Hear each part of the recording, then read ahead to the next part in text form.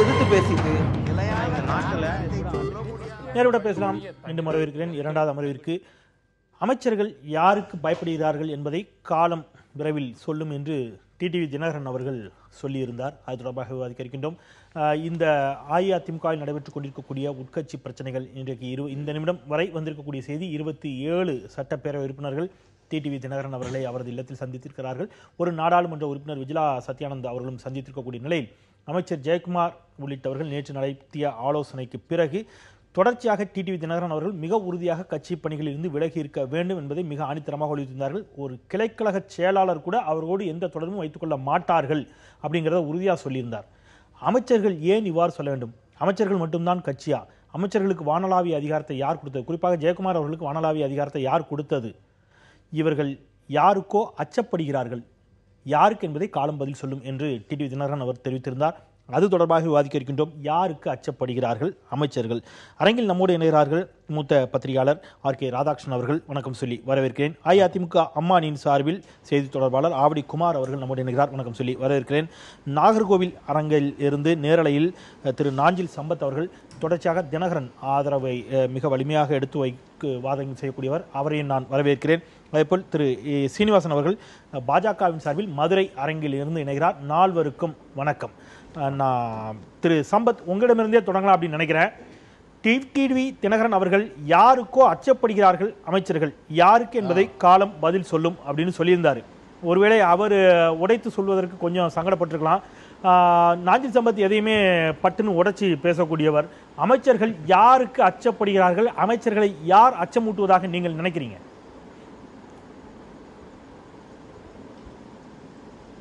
இவர்கள் மீது ஆதிக்கம் செலுத்துவதற்கு யாருக்கு தகுதி இருக்கிறதோ அவர்களுக்கு அச்சப்படுகிறார்கள். இவர்கள் எந்த முடிவையும் சுயமாக எடுக்க முடியாத அளவுக்கு மூச்சு திணறுவது யாரை கண்டு என்பது எல்லோருக்கும் தெரியும். இல்ல எனக்கு தெரியாது. துணை பொதுச் செயலாளர் யாருக்கு அச்சப்படுகிறார்கள் என்று தெரியும். தமிழ்நாடு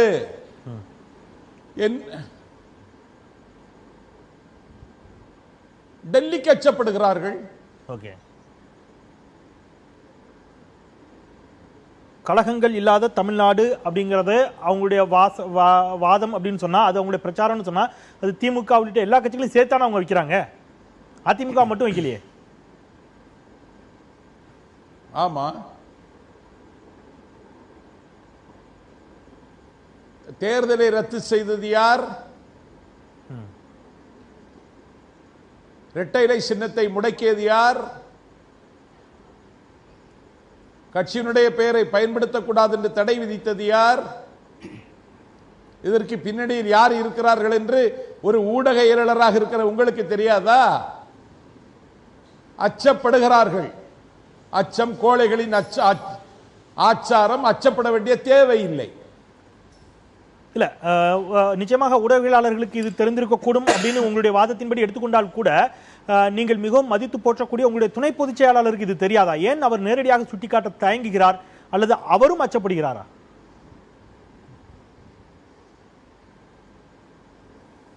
ஏன் அவர் அச்சப்படாம தான் ஜெயிலுக்கு போய் சிரிச்சிட்டு வந்திருக்காரு. முகாந்திரம் இல்லாத வழக்கிலே கைது செய்து 38 நாட்கள் டெல்லி திகார் சிறையில் இருந்து வந்திருக்கிறார்.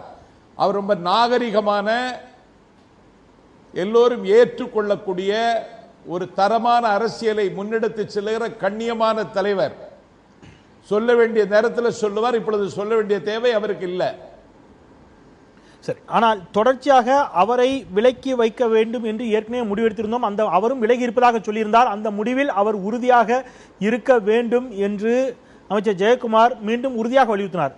இந்த அமைச்சர் ஜெயக்குமாருடைய கருத்து அவருடைய தனிப்பட்ட கருத்து என்பதாகவே தினகரன் ஆதரவாளர்களால் பார்க்கப்படுகிறது. ஆனால் அமைச்சர்கள் கூடி பல மணி நேர ஆலோசனைக்கு பிறகு, முதலமைச்சரையும் சந்தித்த பிறகு, அமைச்சர்கள் சூழ அவர் செய்தியாளரிடம் சந்தித்த பொழுது கூறிய வார்த்தைகள் இவை. அப்படின்னா முதலமைச்சருக்கும் இந்த கருத்தில் உடன்பாடு இருக்கிறது அப்படின்னு தானே அர்த்தம்? அது எனக்கு தெரியாது. ஆனால் அமைச்சர்கள் கூடி அப்படி ஒரு முடிவை எடுப்பதற்கு அவர்களுக்கு அதிகாரம் தந்தது யார்? விதை நெல்லை விற்றுவிட்டு என்ன செய்ய போகிறார்கள்? மூச்சு காற்றையை நிறுத்திவிட்டு எப்படி சுவாசிக்க போகிறார்கள்? கட்சியை யார் தலைமை தாங்கினால் அந்த கட்சியினுடைய பயணம் வெற்றிகரமாக அமையுமோ அவர் கட்சியை தலைமை தாங்கி வழிநடத்துகிறார். அவரை விலகி இருக்க சொல்லுகிறார்கள் என்றால் இவர்கள் யாருக்கு விலை போனார்கள் என்பதை சொல்லுங்கள். இல்ல, ஜெயக்குமாருக்கு அந்த அதிகாரம் இல்லைங்கிறீங்களா? அந்த உரிமை இல்லைங்கிறீங்களா? இன்றைக்கு அமைச்சரவையில் புரோட்டோகால் படி 2வது இடத்துல இருக்கக்கூடியவர், நிதியமைச்சராக இருக்கக்கூடியவர், ஒரு நிதியமைச்சருக்கு அமைச்சர்களோடு ஆலோசித்த பிறகு இதை சொல்வதற்கு அதிகாரம் கிடையாது, அதிகாரமும் கிடையாது. கிடையாது, நிச்சயமா கிடையாது.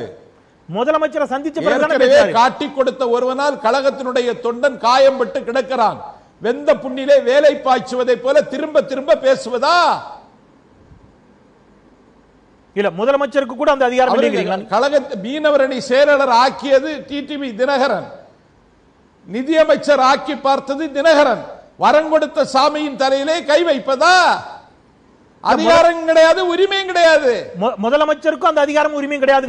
எந்த மாற்றம் செய்ய வேண்டும் என்றாலும் கட்சியினுடைய பொதுச் செயலாளருக்கும் துணை பொதுச் செயலாளருக்கும் அதிகாரம் தவிர வேற யாருக்கும் அதிகாரம் கிடையாது. முதலமைச்சருக்கும் அந்த அதிகாரம் கிடையாதான்னு கேட்கிறேன். கிடையாது. முதலமைச்சருக்கு நிர்வாகத்தின் மீது மட்டும்தான் ஆதிக்கம் செலுத்த முடியும். கட்சியின் மீது அதிகாரம் செலுத்துவதற்கு அவருக்கு அதிகாரம் இல்லை. சரி, நான் மீண்டும் உங்களிடம் வருகிறேன். திரு ராதாகிருஷ்ணன், அவர் திரு சம்பத் சொன்ன மாதிரி டெல்லி தான் அச்சமூட்டுகிறதா அல்லது டெல்லிக்கு தான் இவர்கள் அச்சப்படுகிறார்களா?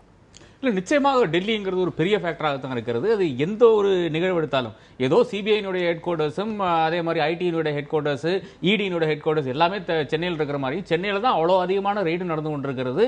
கோவாவில் குதிரை பேரம் நடக்கிறது, மணிப்பூரில் குதிரை பேரம் நடக்கிறது, இங்கெல்லாம் ஒரு ரெய்டும் கிடையாது. அதை தாண்டி பார்த்தீங்கன்னா யார் இந்த அரசாங்கத்தை தாக்குறார்களோ, என்டிஏ அரசாங்கத்தை தாக்குறார்களோ, பாஜக அரசாங்கத்தை தாக்குறார்களோ அவர் மேலே எல்லாம் நடவடிக்கைகள் வருது. என்டிடிவி மேலே ஒரு 48 கோடிக்கு ஒரு நடவடிக்கை வருது, சிபிஐ ரெய்டு வருது. அதே போல தான் லல்லு பிரசாத் யாதவ் மேலேயும் வருது. ஸோ இதெல்லாம் வச்சு பார்க்கும்போது நிச்சயமாக டெல்லி ஒரு பெரும் ஆதிக்கம் செலுத்துகின்ற ஒரு இடத்துல இருந்தால் நானும் வருகிறேன். ஆனால் இங்கிருக்கும் பிரச்சனை முற்றிலும் மாறுபட்டது. இங்க நாஞ்சில் சம்பத் சார் சொல்ற ஒரு கருத்துக்கும் உடன்படிய முடியாத ஒரு நிலையில் இருக்கிறது. இவங்க யாரும் சாமி கிடையாது, தினகரன் சாமி கிடையாது, தெய்வம் கிடையாது. ஒரு தெய்வம் இருந்ததுன்னா அது ஜெயலலிதா தான் கூட ஏற்றுக்கொள்ளலாம். ஆனால் அந்த இடத்துக்கு வேற யார் வந்தாலும், அது ஒரு சசிகலா வந்தாலோ இல்ல டிடிவி தினகரன் வந்தாலோ அவங்க யாரும் தெய்வம் ஆக முடியாது. இனி தெய்வம் என்ற இடத்து பேச்சுக்கு இடம் இல்லை. வாத்தியார் இருந்தாரு, அதன் பிறகு அம்மா இருந்தாங்க. அதை தவிர வேற யாருக்குமே அந்த இடத்துக்கு தகுதியும் கிடையாது, அந்த பாணியில் பேசவும் கூடாது. இது அநாகரிகம் என்று நான் கூறுவேன். அதை தொடர்ந்து பாத்தீங்கன்னா இவர் எப்படி தினகரன் எப்படி இந்த கட்சிக்குள்ளால வராரு? அவருக்கு யார் மன்னிப்பு கொடுக்கறாங்க? இவங்க தான் கொடுக்க, சசிகலா தான் கொடுக்கறாங்க. சசிகலாவுடைய தேர்விலேயே சந்தேகம் இருக்கும்போது, அதே ஒரு கண்டஸ்டிங் பிரச்சனையா இருக்கும்போது, ஆனா சசிகலா தேர்ந்தெடுத்ததெல்லாம் கரெக்ட் என்ற இடத்துல இருந்து நானும் வருகிறேன். ஏனென்றால் வேற ஒன்றும் கிடையாது. சசிகலா ஜெயலலிதா தான் கட்சிக்கு திரும்ப கொண்டு வருகிறார். அதனால் சசிகலா தான் இன்றைய நிலையில் ஒரு அதிகாரபூர்வமான ஒரு தலைவர் அதிமுகவுக்கு பாத்தீங்கன்னா சசிகலா தான்.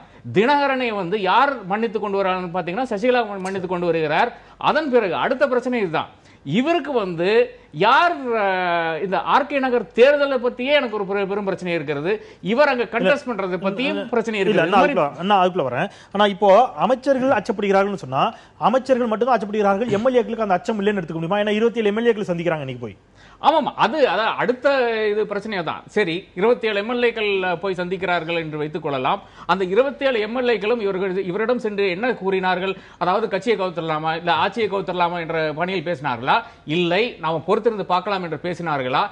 இதை பற்றி ஒரு பெரும் ஒரு தகவலும் வரவில்லை. நமக்கு வர அந்த லீக்ஸ் எல்லாம் இல்ல நாம கொஞ்சம் ஸ்ட்ராங்காவே இருக்கலாம். தினகரனுடைய பிரச்சனை இதுதான். இந்த சந்திப்புங்கிறது எடப்பாடி பழனிசாமி அவர்கள் தலைமையில் இருக்கக்கூடிய அந்த அணி அல்லது நிதியமைச்சர் திரு ஜெயக்குமார் அவர்கள் நேற்று பேசிய பிறகு இல்ல உங்களுடைய கருத்துல நாங்க உடன்படல, எங்களுக்கும் வலிமையான ஆதரவு இருக்குங்கிறத சுட்டி காட்டுறதுக்கான ஒரு வாய்ப்பா, அல்லது அதை தாண்டி இவங்க வேற ஏதாவது சுட்டி காட்ட விரும்புறாங்க, வேற ஏதாவது டிமாண்ட்ஸ் எங்களுடைய இதுல பல அணிகள் இருக்குதுன்னு ஓப்பனா எடுத்துக்க முடியுமா? டிடிவி தினகரன் அவர்களுக்கு ஆதரவான அணியில் இருக்கக்கூடிய அமைச்சர்கள் அல்லது முன்னாள் அமைச்சர்கள், குறிப்பாக நம்முடைய முன்னாள் போக்குவரத்துறை அமைச்சர் உள்ளிட்டவர்கள், செந்தில் பாலாஜி உள்ளிட்டவர்கள் அங்க இருக்கிறாங்க. மீண்டும் அவர்களுக்கு அமைச்சர் பதவி கேட்கப்படுகிறது. அந்த மாதிரி சில வாதங்கள் வைக்கப்படுகிறது. அதுக்கான அந்த டிமாண்ட்ஸுக்கான ஒரு சின்ன அறிகுறி தான் இதுவா? இல்ல டிடிவி தினகரனுக்கு இன்னைக்கு தமிழக அரசியலில் என்ன ரெலவன்ஸ் இருக்குங்கிறது அவர் நிரூபித்தே ஆக வேண்டிய ஒரு கட்டாயத்தில் இருக்கிறார். அதனாலதான் போன் போட்டு வாங்க வாங்கன்னு அழைப்பதும் இதெல்லாம் நடந்து கொண்டிருக்கிறதும், அதனாலதான் ஒரு சசிகலா சென்று சந்திக்கிறதுக்கு ஒரு முயற்சி. அதனாலதான் ஒரு வாட்டி போய் சந்திக்க பார்த்தாரு. அந்த டைம்ல வந்து ஏதோ டைம் ஆயிடுச்சுன்னு சொல்லிட்டு திரும்பி வந்தாரு.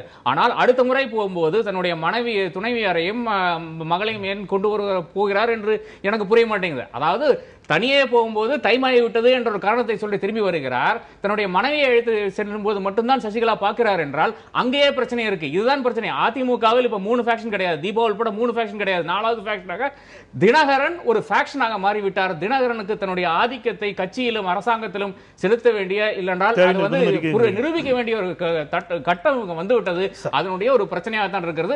அடுத்தது வந்து ஒரு காழ்ப்புணர்ச்சி. 38 நாள் எனக்கு ஜெயிலில் வச்சிருந்தாங்களே, அது மிக தவறு என்று நான் கூறுவேன். அவரை ஜெயிலில் வச்சிருக்க கூடாது, விசாரித்து விட்டிருக்க வேண்டும்.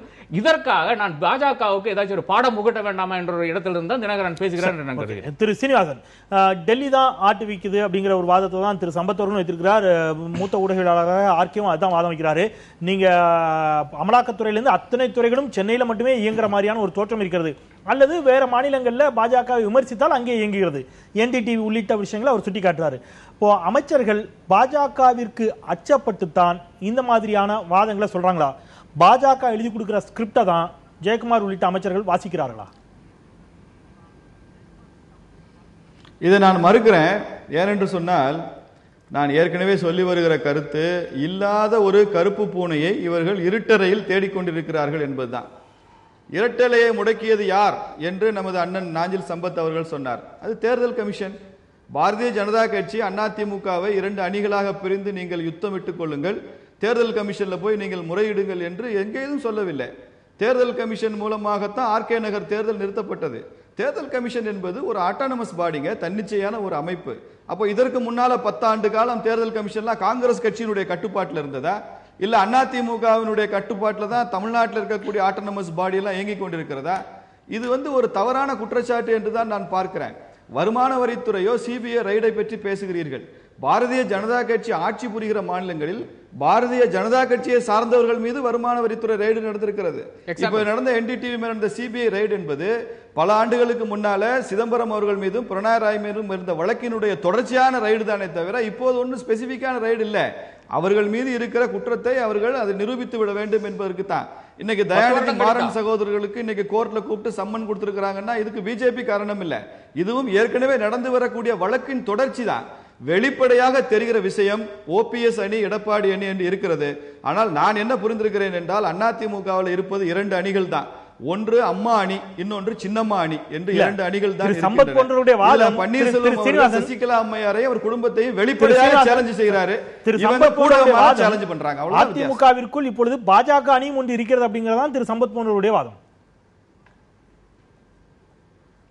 அதைத்தான் நான் சொல்ல, இல்லாத கருப்பு பூனை இருட்டறையில் தேடிக்கொண்டிருக்கிறார்கள் என்று. எங்களை பொறுத்தவரை நாங்கள் திமுகவினுடைய ஆட்சியை இந்த தமிழகத்தில் வருவதை முற்றிலும் விரும்பவில்லை. we will not accept DMK. ஆனால் அதிமுகவை பொறுத்த வரைக்கும் நாங்கள் அதை டாலரேட் பண்ணிக்கிறது தயாரா இருக்கோம். we can tolerate ADMK என்பதுதான் இப்போது உள்ள ஒரு அரசியலாக எனது பார்வையாக நான் இங்கே சொல்ல விரும்புகிறேன். இன்னும் 4 ஆண்டு காலம் இந்த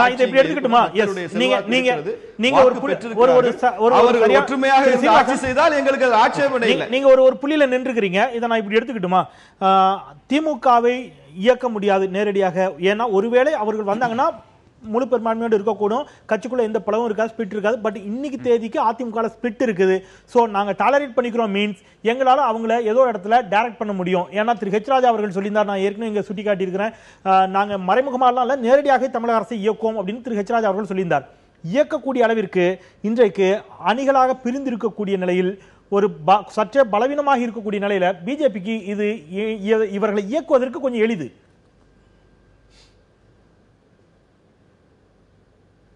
இல்ல, மத்திய அரசாங்கம் தமிழக அரசாங்கத்தோட வைத்திருக்கிற தொடர்பை, உறவை, நல்லிணக்கத்தையும் அரசியல் ரீதியாக பிஜேபிக்கு அதிமுகவுக்கு இருக்கிற உறவையும் நீங்கள் ஒன்னாக ஆக்கி பார்க்க கூடாது என்றுதான் நான் சொல்லுகிறேன். கவர்மெண்ட் டு கவர்மெண்ட் ரிலேஷன்ஷிப் என்பது வேறு. வெங்கைய நாயுடு வருகிறார், தலைமைச் செயலகத்தில் உட்கார்ந்து அவர் கோப்புகளை பார்க்கிறார் என்றால் அரசாங்க ரீதியான உறவு. இதற்கு முன்பு செல்வி ஜெயலலிதா அவர்கள் முதலமைச்சராக இருந்த பொழுதோ அல்லது இன்ன பிற காலங்களிலேயோ இந்த மாதிரி அல்லது மற்ற மாநிலங்களில் கூட எந்த இடத்துலையும் ஒரு மத்திய அமைச்சர் தலைமைச் செயலகத்துக்குள் இருந்து அமைச்சர்களோடு விவாதித்தார் அல்லது கோப்புகளை பார்த்தார் அப்படிங்கிற செய்தி எங்கேயுமே இல்லையே. இல்ல, இப்ப வெங்கைய நாயுடு அவர் வரும்போது இங்க ஜெயலலிதா அம்மையார் இல்லாதனால இது செய்தியாக பார்க்கப்படுகிறது. அமைச்சர் பொன் ராதாகிருஷ்ணனே பல முறை தலைமைச் செயலகத்தில் உட்கார்ந்து கோப்புகள் பார்த்திருக்கிறார். மத்திய அமைச்சர்கள் எந்த மாநிலத்தில் சுற்றுப்பயணம் செய்தாலும் அங்கே அவர்கள் தலைமைச் செயலகத்துக்கு போகலாம், அதிகாரியோட உரையாடலாம், உறவாடலாம். இதெல்லாம் ஜனநாயகத்தில் ஏற்றுக்கொள்ளப்பட்ட நடைமுறை. இப்போது கோப்புகளை எல்லாம் பார்த்தாங்களா அப்படிங்கிறது தெரியல, பெரிய அக்கறை இல்ல. நான் வரேன் திருப்பி மீண்டும் உங்களிடம் வருகிறேன். திரு ஆவடிக்குமார், இன்றைய இந்த 27 சட்டப்பேரவை உறுப்பினர்களுடைய டிடிவி தினகரனுடைய சந்திப்பும் அந்த ஒரு எம்பியினுடைய சந்திப்பும் அதன் மூலம் நீங்கள் சொல்ல விரும்புவது என்ன? டிடிவி தினகரன் சொல்ற மாதிரி அமைச்சர்கள் யாருக்கோ அச்சப்படுகிறார்களா? நாஞ்சில் சம்பத் ரொம்ப ஸ்ட்ரைட்டாவே சொல்லிட்டாரு, டெல்லிக்கு அச்சப்படுகிறார்கள் அப்படின்னு. நீங்க இதை எப்படி பாக்குறீங்க? இல்லை, மரியாதைக்குரிய நாஞ்சில் சம்பத் அவர்கள் சொன்னதில் ஒன்றும் தவறு இல்லை. என்னன்னா அவர் நேரடியாக சொல்கிறாரு, அதை தான் மறைமுகமாக மரியாதைக்குரிய சீனிவாசன் சொல்கிறாரு. இப்போ சீனிவாசன் வந்து ஒரு தெளிவானவர், எல்லா தகவல்களையும் தெரிந்து கொண்டு பேசுகின்றவர், அதையும் சரியான வார்த்தைகளை பயன்படுத்துகின்றவர். அதில் எனக்கு முழுமையான நம்பிக்கை உண்டு. ஆனால் அவர் என்ன சொல்கிறாரு, 2 அணி என்பது அம்மா அணி சின்னம்மா அணின்றார். அப்போ அவருடைய பார்வை என்பது எந்த இடத்துல அவர் வந்து இருக்கிறார்ன்றதை காட்டுது. இப்போ எங்கள் கட்சியில் இருக்கிற பிரச்சனைகள் இன்றைக்கு விவாதத்துக்குரியவை தான், அதில் நான் மாற்று கருத்து இல்லை. ஆனால் அதை அவர்கள் எப்படி பார்க்குறாங்க? இப்போது ஒரு அம்மா அணி சின்னம்மா அணின்னு சொல்ல அவர் ஓபிஎஸை வந்து அம்மா அணியாக பார்க்குறாரு, எங்களை வந்து சின்னம்மா அணியா பார்க்குறாரு. அப்போ அதிலிருந்தே அவருடைய நோக்கம் புரியுது. இல்லை, நான் முடிச்சிடுறேன். அடுத்து இன்னொன்று என்ன சொல்கிறாரு, நாங்கள் இவங்க ஒற்றுமையாக இருக்கிறத ஆட்சேபிக்கலன்றாரு. நான் என்ன சொல்ல வரேன்னா, பாரதிய ஜனதா கட்சியினுடைய ஆட்சேபனையோ அனுமதியோ எங்களுக்கு தேவையில்லை. எங்கள் கட்சி எப்படி இருக்கணும்ன்றத நாங்கள் தான் முடிவு பண்ணோம். அப்போ அவங்க வந்து இதில் ஆட்சேபனை தெரிவிக்கின்ற சூழ்நிலையோ அல்லது அனுமதிக்கின்ற நிலையோ வருகின்ற பொழுது அவருடைய ஆதிக்கம் அல்லது தாக்கம் இங்கே எதிரொலிக்குதுன்னு தான் பொருள். இதை தான் வந்து மரியாதைக்குரிய நாஞ்சில் சம்பத் சொல்கிறாரு. ஆக இன்றைக்கு எங்கள் அப்பன் குதிரைக்குள் இல்லை என்பதை பாரதிய ஜனதா கட்சியினுடைய தலைவர்கள் அல்லது பிரமுகர்கள் பேசுகின்ற பேச்சுக்கள் தான் இன்னைக்கு வெளிப்படுத்தி கொண்டிருக்கிறது. இன்றைக்கு தொண்டர்கள் எதையுமே திரு டிடிவி தினகரன் அவர்கள் ஏன் ஸ்ட்ரைட்டா கோட் பண்ண மறுக்கிறாரு? இல்ல, எந்த இடத்துலயும் இல்லை.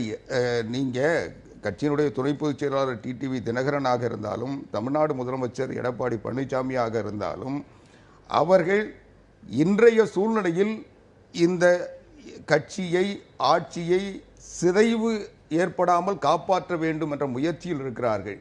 இந்த உணர்வோடு தான் இன்றைக்கு எல்லா தொண்டர்களும் இருக்கிறோம். இன்றைக்கு எங்கள் மீது திணிக்கப்பட்டோ அல்லது நாங்களாக உருவாக்கி கொண்டோ இன்றைக்கு ஒரு சங்கடத்தை நாங்கள் சந்தித்துக் கொண்டிருக்கிறோம். புரட்சி தலைவி அம்மா அவர்களுடைய மரணம் என்பது எங்களால் தாங்கிக் கொள்ள முடியாத பேரிழப்பு.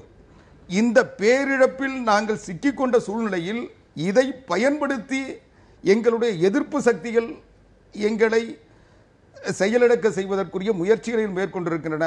அப்படி முயற்சிக்கின்ற பொழுது பாரதிய ஜனதா கட்சியும் அதில் ஒரு பங்கை ஆற்றிக் கொண்டிருக்கிறது. அந்த முயற்சிக்கு அமைச்சர்கள் பலியாகிறார்கள் அப்படின்னு நீங்க சொல்றீங்க. நிச்சயமா அமைச்சர்கள் பலியாகல.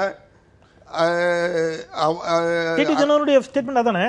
இல்ல, அவருடைய அதாவது கட்சியினுடைய துணை பொதுச் செயலாளர் டிடிவி தினகரன் அவர்களுடைய அறிக்கையில் அல்லது அவருடைய உரையாடல்களில் அவர் சொல்லுவது என்பது எதற்கோ அச்சப்படுகிறார்கள், பயப்படுகிறார்கள் சொன்னார். அந்த எதற்கோங்கிறதுக்கு திரு சம்பத் அவர்கள் இதற்கு தான் அவருடைய நான் அதை வந்து இல்லைன்னு சொல்ல, அதை வந்து உண்மைன்னு நம்பல. அது வந்து அவருடைய பார்வை. என்னுடைய பார்வை வேறையா இருக்கும், முதலமைச்சருடைய பார்வை வேறையா இருக்கும், இன்னொரு கட்சியினுடைய பிரமுகர் பார்வை வேறையா. ஒவ்வொருத்தருக்கும் ஒவ்வொரு பார்வை உண்டு. இன்றைக்கு இந்த சூழலை எப்படி எதிர்கொள்கிறோன்றதுதான் பிரச்சனை. இன்றைக்கு மரியாதைக்குரிய கட்சியினுடைய துணை பொதுச் செயலாளர் ஒரு பொய் வழக்கில் டெல்லியில் இருக்கின்ற ஒரு மாநிலத்தை மட்டுமே நிர்வகிக்கக்கூடிய, மாநில எல்லைக்குள் மட்டுமே செயல்பட வேண்டிய ஒரு காவல்துறையை வைத்து கைது செய்வது என்பதும், அவரை கொண்டு போய் இத்தனை நாள் சிறையில் வைத்துவிட்டு நீதிபதியே பிணையில் விடுகின்ற பொழுது எந்தவித ஆதாரமும் தராமல் இத்தனை நாள் வைத்திருப்பதை பொறுக்க முடியாமல் ஒரு பிணையில் விடுகின்ற சூழ்நிலை உருவானதற்கு பிறகு எந்தவித ஆதாரங்களையும் ஆவணங்களையும் இதுவரை சமர்ப்பிக்க முடியாத நிலையில் டெல்லி போலீஸ் இருக்கின்ற இந்த நிலையில் எங்களுக்கு இன்றைக்கு கட்சியினுடைய துணை பொதுச் செயலாளருக்கு இந்த பாதிப்பு என்பது கட்சியில் இருக்கின்ற ஒவ்வொரு தொண்டனுக்கும் ஏற்பட்ட பாதிப்பாக தான் நாங்க அந்த பாதிப்பாக 27 எம்எல்ஏக்கள் தான் இதுவரைக்கும் பார்த்திருக்காங்க. மீதி எம்எல்ஏக்கள் பார்க்கலையா? இல்லை, இது சிறையில இருந்து வந்திருக்காரு, கட்சியுடைய துணை பொதுச் செயலாளர் வந்திருக்காரு, வேற யாரும் போய் பார்க்கலையே. நீங்க வந்த உடனே அவர்கள் இது மாதிரி வந்திருந்தாங்க, வந்த உடனே பார்த்திருந்தோம் அல்லது அடுத்த நாள் பார்க்கணும் இல்ல 2 நாள் கழிச்சு பார்க்கணும்ன்றதெல்லாம் அவர்களுடைய சூழல் அவருடைய விருப்பம்.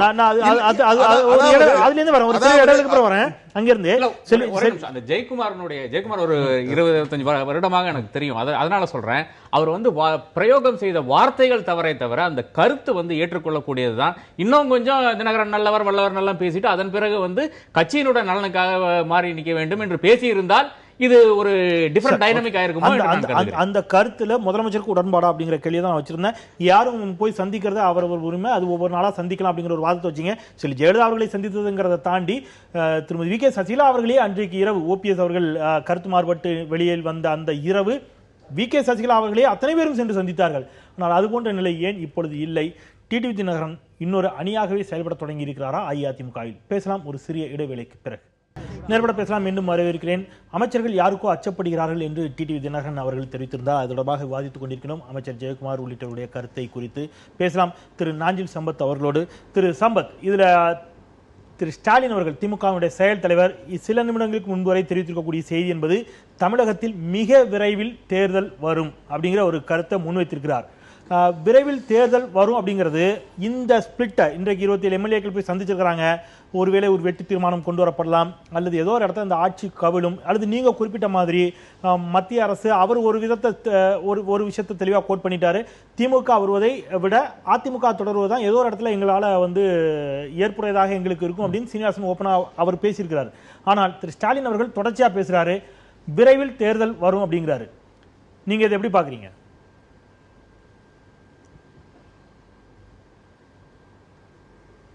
இல்லை, நேற்றைக்கே அப்படி பேச தொடங்கி விட்டார்கள். அம்மா அமரத்துவம் அடைந்த அடுத்த நாளே 3 மாதத்தில் ஆட்சி மாற்றம் வரும் என்று சொன்னார்கள். அதற்கு பிறகு இந்த கட்சியை காட்டி கொடுத்த ஓபிஎஸ் தமிழ்நாடு சட்டப்பேரவைக்குள் நுழைகிற பொழுது தன்மான சிங்கங்களே வருகை என்று தாங்கினார்கள். ஓபிஎஸும் ஸ்டாலினும் ஒரே குரலில் பேசினார்கள்.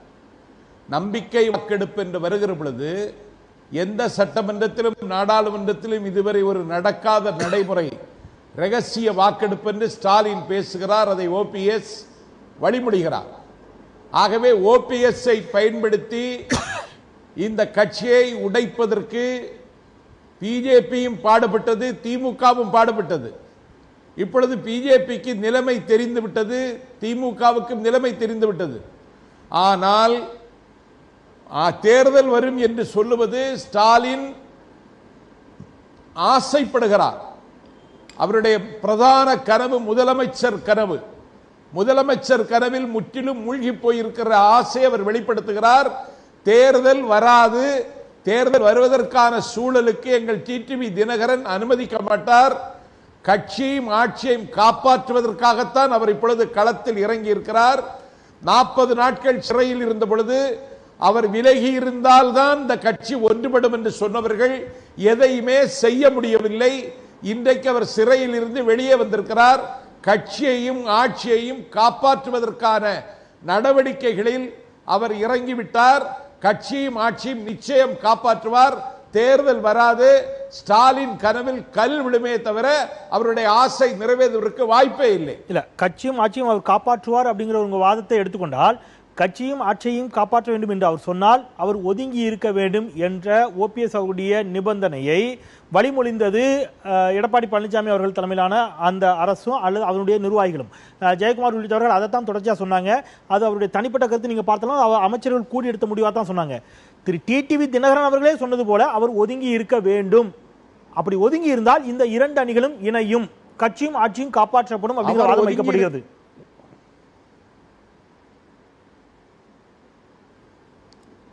ஓபிஎஸ் எதை சொன்னாரோ அதை இன்றைக்கு ஜெயக்குமார் எதிரொலிக்கிறார். ஆகவே ஓபிஎஸ் யாருக்கு அடிமையானாரோ அவர்களுக்கு ஜெயக்குமாரும் அடிமையாகிவிட்டார் என்பதுதான் உண்மை. டிடிவி தினகரனையும் சின்னம்மாவை நிராகரித்து விட்டு இந்த கட்சி ஒரு அடி நகராது, நகர்வதற்கான சூழல் இல்லை. டிடிவி தினகரன் கைது செய்யப்பட்டதை கண்டித்து மேலூரில், மதுரையில், தஞ்சாவூரில், தேவக்கோட்டையில், பாளையங்கோட்டையில், அம்பாசமுத்திரத்தில், ஸ்ரீவில்லிபுத்தூரில், தூத்துக்குடியில் நானும் பெங்களூர் புகழேந்தி அண்ணன் அவர்களும் பேசிய கூட்டங்களுக்கு கூடிய கூட்டம். என்னுடைய 30 ஆண்டு கால மேடை அனுபவத்தில் இது மாதிரி ஒரு கூட்டத்தை நான் பார்த்ததில்லை. ஆகவே டிடிவி தினகரன் கைதை கண்டித்து அவருடைய பெயரை உச்சரித்து நடைபெறுகிற பொதுக்கூட்டத்திற்கே இவ்வளவு ஆரவாரமும் எழுச்சி வருகிறது என்றால் தினகரன் நேரடியாக களத்துக்கு வந்தால் நிலைமை என்ன ஆகும்? பல பேருக்கு நிலநடுக்கம் ஏற்படும். ஆகவே டிடிவி தினகரன் தமிழ்நாட்டு அரசியலில் இன்றைக்கு மேலெழுந்து வருகிற ஒரு மகத்தான தலைவர். எல்லா திசைகளும் அவரை இன்றைக்கு திரும்பி பார்க்கின்றன. ஆகவே டிடிவி தினகரன் ஒரு வரலாற்று தேவை, ஒரு வரலாற்று கட்டாயம். அவர் வரக்கூடாது என்று சில பேர் விரும்புகிறார்கள். நேற்றைக்கு சொன்னதை இன்றைக்கு சொல்லுகிறார். என்ன பதிலோ அந்த பதில் தான் ஜெயக்குமாருக்கு. ஜெயக்குமார் சொன்னதை திரும்ப பெற வேண்டும். திரும்ப பெறாவிட்டால் அதற்கான விளைவுகளை அவர் சந்திக்க நேரிடும் என்று நான் எச்சரிக்கிறேன். அந்த வரலாற்று தேவையை நீங்க ஏற்கனவே சொல்லியிருந்தீங்க. 122 எம்எல்ஏக்களும் டிடிவி தினகரன் அவர்கள் பின்னால் தான் இருக்கிறார்கள் அப்படின்னு நான் உங்களை நேர்காணல் செய்த பொழுது கூட நீங்க சொல்லியிருந்தீங்க.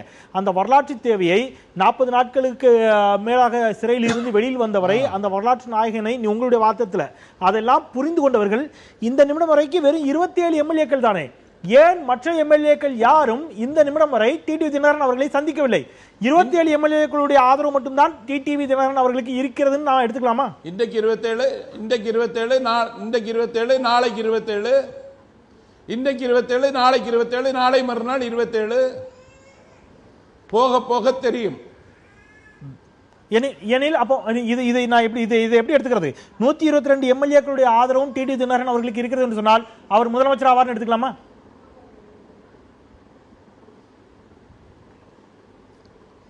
122 எம்எல்ஏக்களினுடைய ஆதரவை எந்த விதமான பிணக்கும் தயக்கமும் இல்லாமல் கொண்டு வந்தால்தான் இந்த ஆட்சியை காப்பாற்ற முடியும். அதற்கான முயற்சியில் தான் அவர் இறங்கி இருக்கிறார். அவர் அந்த இடத்திற்கு வர வேண்டும் என்று ஒரு காலம் சொல்லவில்லை. கழக தொண்டர்கள் ஆசைப்படலாம், நான் கூட அதை சொல்ல விரும்பவில்லை.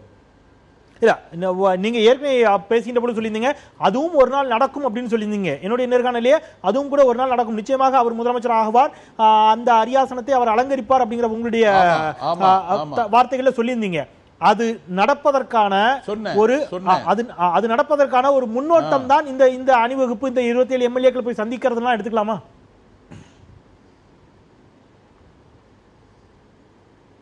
இல்ல இல்ல இல்ல, அவர் சிறையில் இருந்து வந்திருக்கிறார். அவரை சந்திப்பதற்கு சட்டப்பேரவை உறுப்பினர்கள் போகிறார்கள். காயம்பட்டு வந்திருக்கிறார். செய்யாத குற்றத்திற்கு சிறை வைத்திருக்கிறார்கள். அநீதியை கண்டிப்பதற்காக வந்திருக்கிறார்கள். நீதிக்காக பேச வந்திருக்கிறார்கள். உங்கள் பக்கம் நியாயம் இருக்கிறது என்று சொல்ல வந்திருக்கிறார்கள். டிடிவி தினகரன் தள்ளி போட முடியாத தாகம், அலட்சியப்படுத்த முடியாத அரண், தாண்ட முடியாத அகழி, சீன பெருமதில் போல் அனைத்து இந்திய அண்ணா திமுகவின் மானத்தை காக்க போகிற பான பெருமதில், அதனாலே வந்திருக்கிறார்கள். எல்லோரும் இனிமேல் வருவார்கள். எல்லோருங்கிறது including Jayakumar, including Edappadi Palaniswami, right? Jayakumar எடுக்க மாட்டாங்க. ஆமா, எல்லோருமே டிடி பின்னாடி வருவாங்கங்கிறீங்க. சரி, இது நீங்க எப்படி பாக்குறீங்க? எல்லோரும் வருவாங்க, இதுதான் பிரச்சனை. அதாவது ஓபிஎஸ் குரலை எதிரொலிப்பதற்காக இவர்களுக்கு இந்த வாய்ப்பு. சரி, நான் மீண்டும் வருகிறேன் திரு சம்பத், நான் உங்களிடம் மீண்டும் வருகிறேன். வீட்டுக்கு ஒரு காவலாளியை வைத்துட்டு வந்து ஓனர்ஸ் வந்து கிளம்பிடுறாங்க. அவர் வந்து வீடு திறந்து வீட்டுக்குள்ள போய் உட்கார்ந்துடுறாரு. கொஞ்ச நாள்ல வந்து அவர் தான் ஓனர்னு நினைச்சிட்டு இருக்காரு. இதுதான் டிடிவி தினகரனும் செய்து இருக்கிறார். வேணும் இல்லை, பிப்ரவரி 15ஆம் தேதி கட்சியை வந்து டிடிவி தினகரனுடைய பொறுப்பில் கொடுத்து போகிறார்கள். டிடிவி தினகரன் இன்றைக்கு கூட அந்த 5 வருட காலம் என்ற அந்த காலக்கெடு கூட இவர் கம்ப்ளீட் பண்ணல. அதாவது பாடனுக்கு பிறகு அந்த வெளியேற்ற பிறகு அந்த 5 வருட காலம் கூட கம்ப்ளீட் பண்ணல. இன்றைக்கும் அவர் அதிமுகவை பொறுத்தவரை, அதிமுகவுடைய சட்ட விதிகளை பொறுத்தவரை இன்னைக்கும் ஒரு இல்லீகல் என்டிட்டியா இருக்கிற டிடிவி தினகரன் அவரை கட்சி பொறுப்பை ஏற்று நடத்துமாறு கூறிக்கொண்டு போகிறார்கள். இவர் என்ன சார் நேரா ஆர்கே நகர்ல போய் கண்டெஸ்ட் பண்றாரு. இது கூட அது எடப்பாடி பழனிசாமி அவர்கள் இதை எதிர்க்கக்கூடிய ஜெயக்குமார் உள்ளிட்டவர்களும் இணைந்து செய்த முடியும். இன்னைக்கும் தேர்தல் ஆணையத்தில் கொடுத்திருக்கக்கூடிய அபிடவிட்ல துணை பொதுச் செயலாளர் டிடிவி தினகரன் தான கொடுத்திருக்காங்க. அதான் பிரச்சனையே. அதாவது ஃபர்ஸ்ட் டிடிவி தினகரன் சொல்லிட்டு அவர் சைன் போட்டு அனுப்புறாரு துணை பொதுச் செயலாளர். தேர்தல் ஆணையத்தில் ஆலயங்களுக்கு தெரியாது அனுப்புறாங்க. அதன் பிறகு நியமனம் நாஞ்சில் சம்பத்தை சொல்லுங்க என்னங்க இல்லீகல் நியமனம்? நாஞ்சில் சம்பத்து மதிமுகவில் இருந்து அனைத்து இந்திய அண்ணா திமுகவுக்கு அம்மாவுக்கு முன்னிலையில் போய் சேர்றேன். அடுத்த நிமிடத்தில் என்ன கொள்கை பரப்பு துணை செயலாளராக அறிவிக்கிறார். எனக்கு ஏதோ 5 வருஷம். என்ன சொல்றாரு இவரு? உங்களுக்கு சட்ட விதிகள் தெரியும், உங்களுக்கு சட்ட விதிகள் தெரியும். உங்களுக்கு காழ்ப்புணர்ச்சி இருக்கிறது என்றால் வெளிப்படையாக சொல்லுங்கள். டிடிவி தினகரனை பற்றி நான் எவ்வளவோ பேசியிருக்கேன். நீங்க வேணா வரலாறு எடுத்து பாருங்க. இங்க வந்து பிரச்சனை அதிமுகவினுடைய சட்ட விதிகள் மட்டும்தான். அதிமுகவினுடைய சட்ட விதிகளுக்கு உட்பட்டு டிடிவி தினகரனுக்கு வந்து இன்னைக்கு ஒரு பதவி கொடுக்க இயலாது. 5 வருட காலத்துக்குள்ளதான் கொடுக்க முடியும் என்ற ஒரு நிலை இருக்கிறது. அந்த நிலை கிடையாது என்று நான் கூறுகிறேன். இதை வந்து தனியா வச்சுக்கலாம். உங்களுக்கும் தெரியும், எனக்கும் தெரியும். இது தேவையில்லாம நாம பேசிட்டு இருக்கோம். பொதுச் செயலாளருக்கு அந்த அதிகாரம் இருக்குங்கிறார். அதாவது அவங்களுடைய நியமனமே பிரச்சனைகள் இருக்கிறது. இவர் வந்து அதன் மேல வர்றாரு. அதுலயே நிறைய பிரச்சனைகள் இருக்கு. அதுக்குள்ள நம்ம போக வேண்டிய அவசியம் கிடையாது. ஆனால் அது ஒரு பிரச்சனையாகத்தான் நான் இங்க பதிவு செய்ய விரும்புகிறேன். அது வேணா தனியா வந்து அதிமுக காரங்க டிபேட் செய்துக்கிட்டோம். இது ஒரு பிரச்சனை. அடுத்ததாக என்னுடைய தகவல் படி சசிகலாவுக்கு இவர் வந்து ஆர்கே நகர்ல கண்டெஸ்ட் பண்றதுலயே வந்து விருப்பம் கிடையாத ஒரு சூழ்நிலை இருந்தது என்றால் நான் அறிகிறேன்.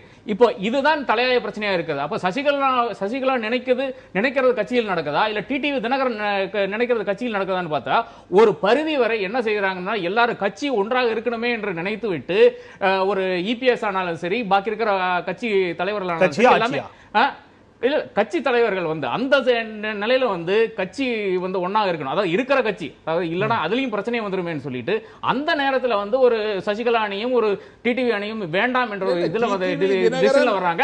அதனாலதான் ஆர்கே நகர் தேர்தல்ல அவங்க வந்து எல்லாத்துலயும் சப்போர்ட் செய்து இருக்காங்க நினைக்கிறேன்னு சொல்ற. இவர் என்ன அருள்வாக்கு சொல்றாரா?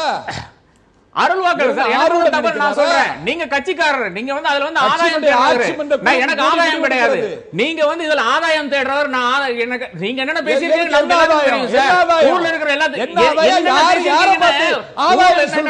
எல்லாத்துக்கும் தெரியும் சார். சார் நமக்கு எல்லாத்துக்கும் தெரியும் சார். நீங்க யாருன்னு தெரியும், நானே எல்லாத்துக்கும் தெரியும். சோ அதான் சொல்றேன். அதுக்குள்ள போக வேண்டிய அவசியம் கிடையாது. இது வந்து ஒரு டிபேட். திரு ஆர்கே இல்ல நம்ம என்ன ஆதாயம்னு சொல்லுங்க.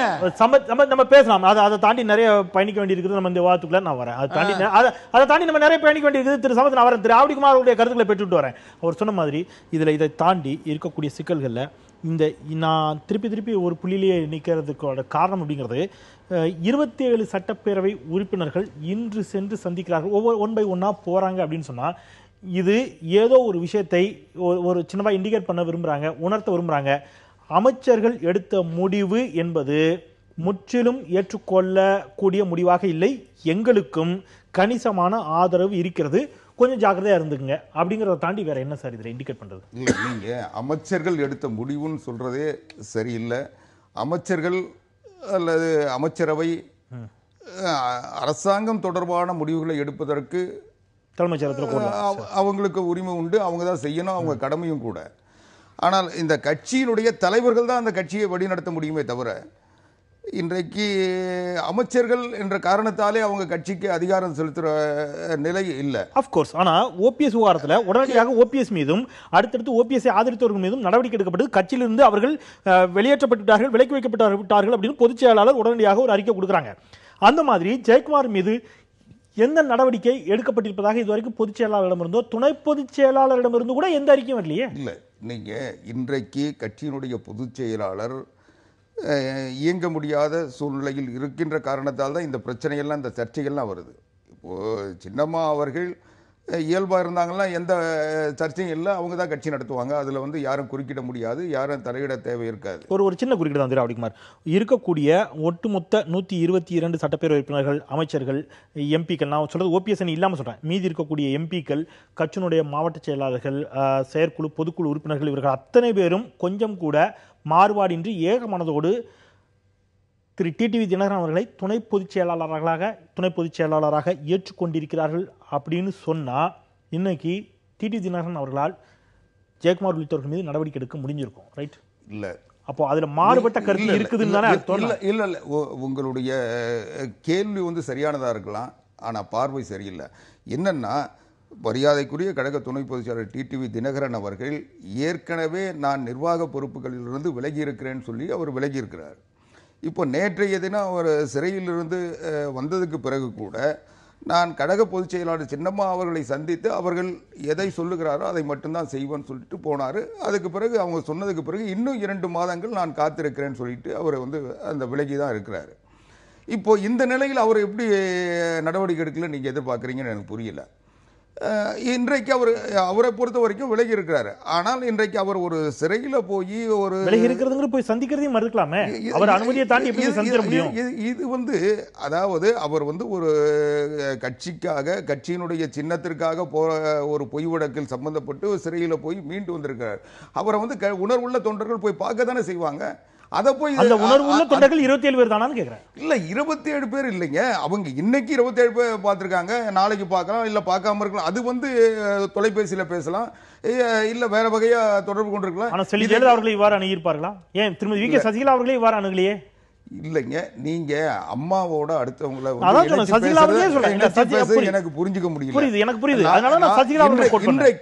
இன்றைக்கு இந்த 27 பேர் போனதையே நீங்க வந்து இது ஒரு பிளவு, இது வந்து துணை பொதுச் செயலாளர் டிடிவி தினகரன் அவர்களே தெளிவா சொல்லியிருக்காரு. இந்த அரசாங்கத்தை பாதிக்க செய்வது என்னுடைய நோக்கம் இல்லை. அதை நான் எப்படியாவது இந்த அரசாங்கத்தை காப்பாற்ற வேண்டும் என்பதற்கான முயற்சியில் தான் இருக்கிறோம். இந்த கட்சி ஆட்சியை நாங்கள் வந்து பலகீனப்படுத்த மாட்டோம்ன்றது உறுதியா இருக்கிறாரு. அவர் இன்னும் சொல்ல போனா ஆர்கே நகர் தேர்தல் அப்பவே இந்த பிரச்சனைகள்லாம் வராத நேரத்திலேயே சொன்னார், இந்த கட்சியை வேறு யாராவது வழி நடத்தினால் இந்த கட்சி வந்து ஒற்றுமையாக சிறப்பாக இருக்குமானால் ஒதுங்கி இருக்க தயார்னு சொன்னவர். அதனால அவரை வந்து இதுல சம்பந்தப்படுத்துறதே வந்து சரியானது. திரு சீனிவாசன், டெல்லி இதுல எந்த இடத்துல வந்துச்சு, மத்திய அரசு என்ன செஞ்சுங்கிற ஒரு கேள்வி வைக்கின்ற பொழுது இந்த வாதம் வேறு ஒரு திசையை நோக்கி நகர்ந்தது. டெல்லி காவல்துறை குறித்த வாதம் இங்கே வைக்கப்பட்டது. டெல்லியை பொறுத்தவரை டெல்லி காவல்துறை அப்படிங்கிறது மத்திய அரசுடைய கட்டுப்பாட்டில் இருக்கக்கூடிய ஒன்று. டெல்லியில் இருக்கக்கூடிய ஒரு வழக்கு இருக்கு. டிடிவி தினகரன் டெல்லியில் எஃப்ஐஆர் ஃபைல் செய்யப்பட்டு இங்கு அவர் கைது செய்யப்படுறார். அந்த கைதுக்கு தொடர்ச்சியாக 40 நாட்களுக்கு மேலாக அவர் சிறையில் வைக்கப்படுகிறார். நீதிமன்றம் இந்த கேள்வி முன்வைத்தது, இவர் லஞ்சம் கொடுக்க முயற்சித்தார்னு சொல்றீங்க, யாரிடம் கொடுக்க முயற்சித்தார்ங்கிறத நீங்க எந்த இடத்துலையும் சேர்க்கலையே, இவரை சிறையில் வைத்திருப்பது மட்டும்தான் நோக்கமா என்று டெல்லி காவல்துறையை நோக்கி கேட்டது. டெல்லி காவல்துறையின் மீதான அதிகபட்ச அதிகாரத்தை செலுத்தக்கூடிய இடத்தில் மத்திய அரசு இருக்கிறதுங்கிற இடத்துல மத்திய அரசிற்கு தான் இந்த நோக்கம் இருக்கிறது என்று இதை எடுத்துக்கொள்ள முடியாதா? எப்படி எடுத்துக்க முடியும்? அப்படி எடுத்துக்க வேண்டிய அவசியம் இல்லை என்றுதான் பார்க்கிறேன். தமிழ்நாட்டில் எல்லாவற்றையும் அரசியலாக பார்க்கிற பார்வை வந்துவிட்ட காரணத்தினால இதை சொல்கிறோம். ஒரு காவல்துறையினால குற்றம் சாட்டப்படுவதும் மற்ற குற்றத்திற்கான போதிய ஆதாரங்களை பற்றி தகவல் வரும்போது நீதிமன்றங்கள் இது போன்ற கருத்து சொல்வதும் வழக்கமாக இருக்கிற நடைமுறை தான். இவங்க கலைஞர் அவர்களை கைது செய்யும் போது கூட நீதிமன்றத்தில் இந்த மாதிரி எல்லாம் கேட்டாங்க. தமிழ்நாட்டில் கூட இதெல்லாம் நடந்திருக்கிறது. பல வழக்குகள் அதிமுக தங்கள் அரசியல் எதிரிகளை பழிவாங்குவதற்காக போட்ட வழக்குகளில் கூட இந்த மாதிரி நீதிமன்றங்கள் கருத்து தெரிவித்திருக்கின்றன என்ற கதையை நாம பார்த்திருக்கிறோம். தினகரன் அவர்கள் நிரபராதி என்று சொல்லும் பட்சத்தில் அவர் நீதிமன்றத்திலிருந்து இல்லைங்க, நிரபராதி என்று சொல்லும் பட்சத்தில் அவர் தன்னை நிரபராதி என்று நிரூபித்து வெளியில் வருவார். நீதிமன்றத்தினுடைய தீர்ப்பை பாரதிய ஜனதா கட்சி ஏற்றுக்கொள்ளும், மத்திய அரசாங்கம் ஏற்றுக்கொள்ளும், அவ்வளவுதான். அது வரைக்கும் அவர் அந்த ட்ரையலை சந்திக்க வேண்டிய அவசியம் இருக்கலாம். ஆனால் இங்கே வந்து தினகரனுடைய கைது மாத்திரம் இல்லைங்க, என்ன நடந்தாலும் பாரதிய ஜனதா கட்சியை இங்க உள்ளிழுத்து பேசுகிற ஒரு போக்கு தமிழ்நாட்டில் இருக்கிறது என்றுதான் சொல்லுகிறேன். 2 விஷயங்களை மாத்திரம் நான் இங்க பதிவு செய்ய விரும்புகிறேன். வெளிப்படையாக தெரிகிறது, ஓபிஎஸ் அணி என்பது சசிகலா அம்மையார் அணியை ஏற்றுக்கொள்ளாத ஒரு அணி. அவங்களை சேலஞ்ச் பண்றாங்க. இப்ப அண்ணன் நாஞ்சில் சம்பத் போன்றவர்கள் சசிகலா அம்மையாரையும் அவர் குடும்பம் சார்ந்தவளையும் முழுக்க முழுக்க ஏற்றுக்கொள்கிறார்கள் என்பதும் நன்றாக தெரிகிறது. ஆனால் இப்போது அண்ணன் ஆவடிக்குமார் போன்றவர்கள் இவர் குழப்பமான மனநிலையில் இருக்கிறவர்கள் தான் இந்த எடப்பாடி பழனிசாமி அணியை சார்ந்தவர்களாக இருக்கிறார்கள், அந்த எம்எல்ஏக்கள் இருக்கிறார்கள். இவர்கள் முற்றிலுமாக சசிகலா அம்மையார் அணியை விட்டு வெளியிலே வர முடியல. ஜெயக்குமார் அவர்கள் போல சொல்றதை ஏற்றுக்கொள்ள முடியல. இந்த குழப்பம் என்பதை நெடுநாளைக்கு அவர்கள் நீடிக்க கூடாது என்றுதான் நான் சொல்லுகிறேன்.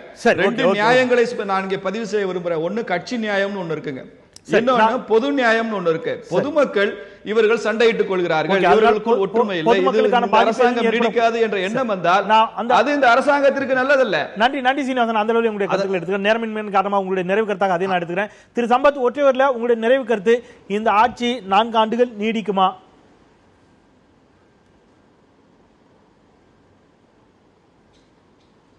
இந்த ஆட்சி 4 ஆண்டு காலம் நீடிக்க வேண்டும். நாட்டு மக்கள் அது எவ்வளவு நாள் ஆள வேண்டும் என்று அனுமதி அளித்திருக்கிறார்களோ அத்தனை நாளைக்கும் இந்த ஆட்சி நீடிக்க வேண்டும். அதற்கான முயற்சியில்தான் டிடிவி தினகரன் அவர்கள் இப்போது இறங்கி இருக்கிறார்கள்.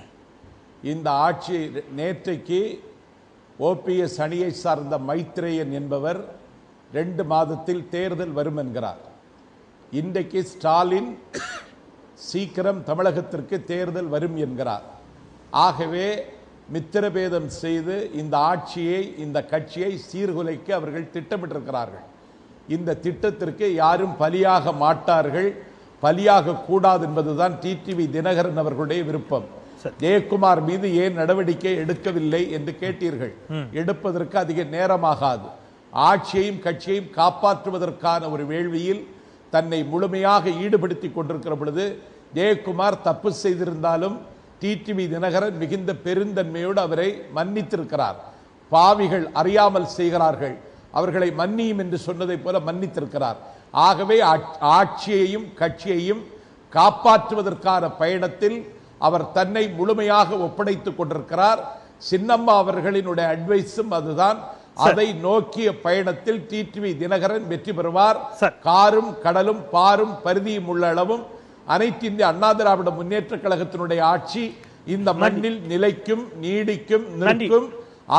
அதை உருவாக்கி தருகிற வல்லமையும், அதை உருவாக்கி தருகிற ஆளுமையும், அதை உருவாக்கப் போகிற அதிசயத்தை நிகழ்த்தப் போகிறவர் டிடிவி தினகரன் என்பதை காலம் பதிவு செய்யும். நன்றி. எல்லாவற்றிற்குமே காலம் தான் பதில் சொல்ல வேண்டி இருக்கிறது. தினகரன் அதான் சுட்டி காட்டியிருந்தார். நன்றி, உங்களுடைய வருகைக்கும் இணைவிற்கும் நன்றி. திரு சம்பத், திரு சீனிவாசன், நேரலில் இணைந்தீர்கள், உங்களுக்கும் நன்றி. அரங்கில் இணைந்த உங்கள் இருவருக்கும் நன்றி. பார்த்த நேர்களுக்கும் நன்றி சொல்லி இந்த அளவிலே நாம் நிறைவு செய்யலாம். ஏதோ ஒரு இடத்துல ஒரு விஷயத்தை தான் திருப்பியும் கூட கோட் பண்ணலாம். எந்த இடத்திலும் ஆளும் கட்சிக்குள் இருக்கக்கூடிய பிரச்சனை என்பது ஆட்சி நிர்வாகத்தை அது எந்த இடத்திலும் பாதிக்காத வகையிலும், மக்கள் நல திட்டங்களை பாதிக்காத வகையிலும் செயல்பட வேண்டும் அப்படிங்கிற சீனிவாசன் கருத்தை அனைவரும் ஏற்றுக்கொள்ளக்கூடிய கருத்தாகத்தான் இருக்கும். அந்த விதத்தில் ஆட்சி நிர்வாகத்தில் அது எந்த விதமான தாக்கத்தையும் அல்லது மக்கள் நல திட்டங்களில் எந்த விதமான தாக்கங்களும் ஏற்படுத்தாமல் இருக்க வேண்டும் என்பதை வலியுறுத்தி நிறைவு செய்யலாம். அச்சம் தவிர்த்து நெஞ்சம் நிமிர்த்தி மற்றும் ஒரு நேர்பட பேசி சந்திக்கின்றேன். நன்றி, வணக்கம்.